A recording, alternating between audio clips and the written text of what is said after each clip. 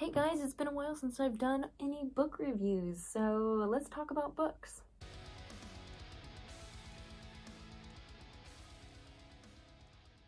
In my last video, I talked about how I kind of did some deconstruction, reconstruction last year. It was a hard time. During that time, I read the Bible a lot, especially the Psalms. But sometimes it just really helps to hear from more contemporary Christians, and honestly, like reading books about the Bible can be very helpful. So yeah, here are the top 3 books that helped me keep my faith during my deconstruction and reconstruction of my faith. So the first one is Itty Bitty. You could read it on a plane ride, depending where you're going, I guess. It's called What If Jesus Was Serious About Prayer? It's by Skye Jethani. Skye Jethani has a podcast with Phil Vischer called the Holy Post Podcast. Phil Vischer's the guy who made VeggieTales, by the way. That podcast has been really helpful for me. It's a really good one. They have a lot of really interesting, unique perspectives. But anyway, that's where I discovered Skye Jethani, and he started making this series of books called What If Jesus Was Serious? This is the second in the series. So this is from his series called What If Jesus Was Serious? And it's What If Jesus Was Serious About Prayer? A visual guide to the spiritual practice most of us get wrong. Something that's really fun about this book is it could be read as like a daily devotional, because it's in like little couple page sections instead of chapters. It's full of these little doodles that Skye does, and look at how cute these are. This one's actually my favorite. Let's hold it up really close. I love it. But yeah, he uses like visuals to like make sense of certain concepts, and then spends just a couple of pages explaining it in really simple language. I really appreciate how accessible this is. As much as I love big old academic, philosophical type books, it's nice to read something that's just kind of made for the average person and explains complicated things in a simple, easy to understand way. In a way, I think that makes you smarter if you can explain a complicated thing in an easy way. This book really helped me a lot because I realized that, especially if you're raised in Protestantism, you're not really taught how to pray, and so prayer can look like a lot of different things. I feel like sometimes we're just kind of like, oh, talk to God, and it's like, how do I talk to God? I really appreciate that he like explains all the different ways that we can communicate with God. You can just kind of like release your emotions to God. You can tell God your innermost thoughts. You can write your prayers down in a journal. You can look at prayers that other people have written and pray them as well. Kind of cool. A lot of these things he suggests I never even thought of, and I just really found this book very helpful, because I feel like my prayer life was in desperate need of some growth, especially when I was in a time of struggling, and basically my prayer life was just, why God, every night. I think he understands that too. But it's nice to be able to think about prayer in some different ways. So yeah, highly recommend that one. The next book I don't have a physical copy of, and I looked everywhere for it, and I think it's because I may have loaned it to somebody, but it's called How Not to Read the Bible. What it does is it goes through all of like the weird or confusing parts of the Bible, and provides historical context for them. He explains things like Levitical laws in the context of the culture and the cultures around them. He talks about Greek translations and how the Bible was meant to be read. Something I really appreciate is that he specifically goes to verses that people on the internet use to kind of disprove Christianity. And the crazy thing is, once he discusses the argument, you realize that a lot of like the Christianity debunked videos are very poorly constructed arguments. But when you're just watching a video of someone talk to a camera with no response or no rebuttal, it's very easy to just take what they say as truth. Kind of ironic being a person just talking to a camera right now too, but you know what I mean. One thing I will say is because the internet culture changes so fast, it's kind of already outdated, because he responds to like atheist memes, and now I guess the equivalent of that would be like atheist TikToks. And so he includes even like screenshots of the atheist memes that supposedly disprove Christianity and like addresses those verses that are being used specifically. The funny thing is, even though he's looking at memes and not TikToks, the people who make those kinds of disproving Christianity TikToks always use the same verses that skeptics have used to like debunk Christianity forever. And so the arguments are actually still relevant. It's kind of funny.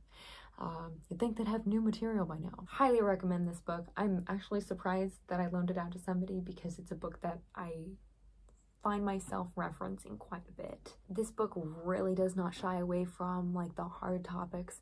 He talks about everything from science and Genesis to things like slavery. Why is there so much slavery in the Bible? And awkward verses, like there's a thing in Leviticus where it says, don't boil a goat in its mother's milk. It actually explains why that's a really important verse. And as soon as you read it and you know the context behind it, a lot of those older, more confusing texts make so much sense. I realized I was very vulnerable to like skeptic, ex-evangelical type TikTokers and YouTubers when I was going through my crisis of faith / like I say going through it as if I'm not still wrestling with God. But when I was especially vulnerable and really struggling, I was very impacted by those, and they caused me a great amount of distress. That book gave me a lot of the answers to the questions that were kind of being proposed to me by like atheist ex-evangelical YouTube, in a time where I was not only getting recommended a lot of those, but was like kind of watching a lot of those sort of with an open mind too. And so to kind of get my questions answered was just felt absolutely amazing. It's so hard when you have a question that doesn't have a clear answer and you're just frustrated by the lack of an answer. And so to get that answer is just awesome.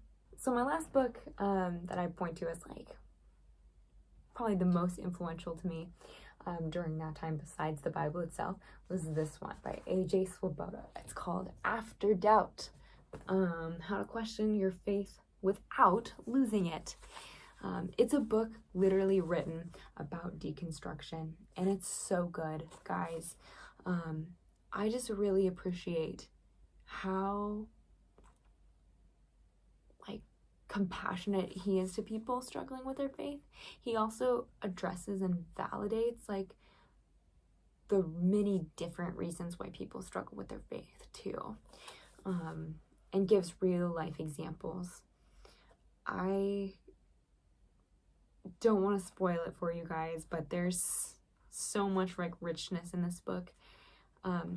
Sometimes I know also that a Christian book is really good because I'll start reading it and go, this is so amazing, and then put it down, and then things in my life stop me from picking it up. Now,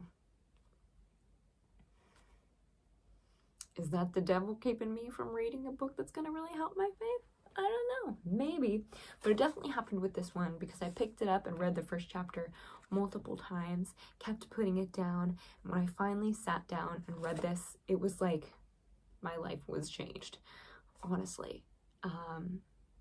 Get this book for any person you know who's kind of having that deconstruction faith struggle, or just has lots of questions about Christianity, or maybe they're a new Christian and they're in a time where they're being bombarded with lots of doubts or skeptics, or honestly, read this if you just want to be more sensitive to people who you know are struggling with their faith, because It's a good one.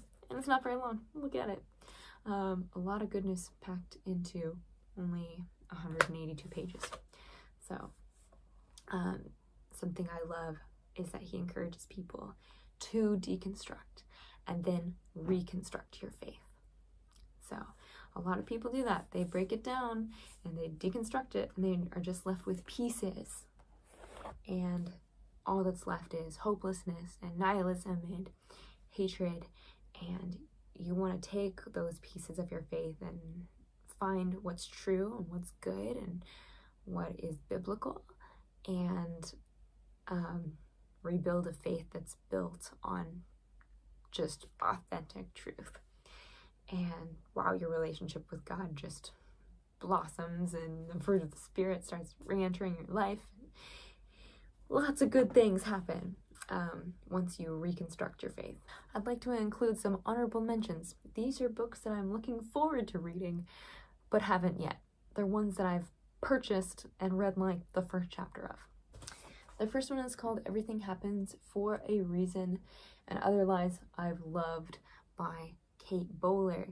This was another one I got recommended on the Holy Post podcast, and it is a really good book for processing grief.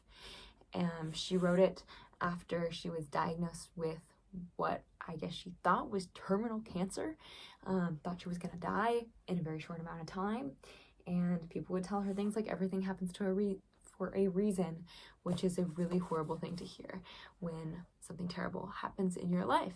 And if something terrible happened in your life, like it happened in mine, it's very, very hard to see things happening for a reason.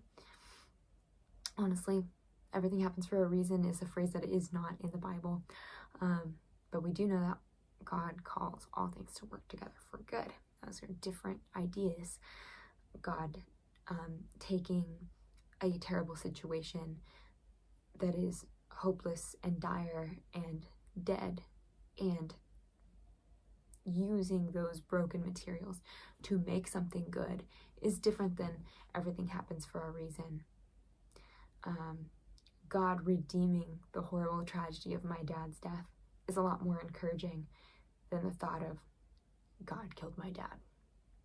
So, honorable mention. So far this one's good. Maybe I'll do an official review once I read the whole thing.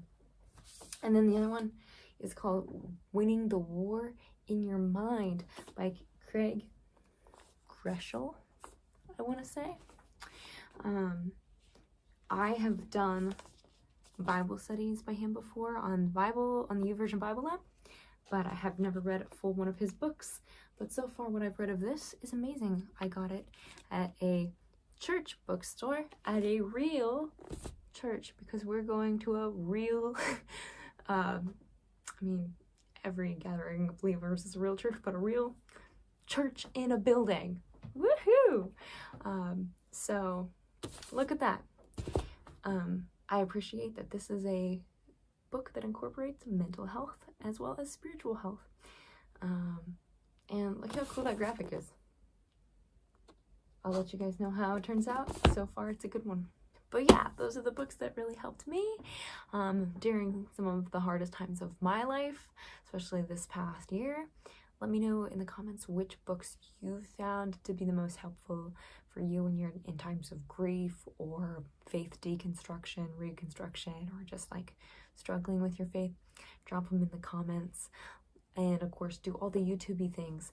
Like the video, comment, subscribe, hit the bell, all those things. My YouTube channel has been basically dead for an entire year. So it's gonna need all the little algorithm boosts that it can get. So I love you guys. Have a wonderful rest of your day or night. And I will see you next time. God bless.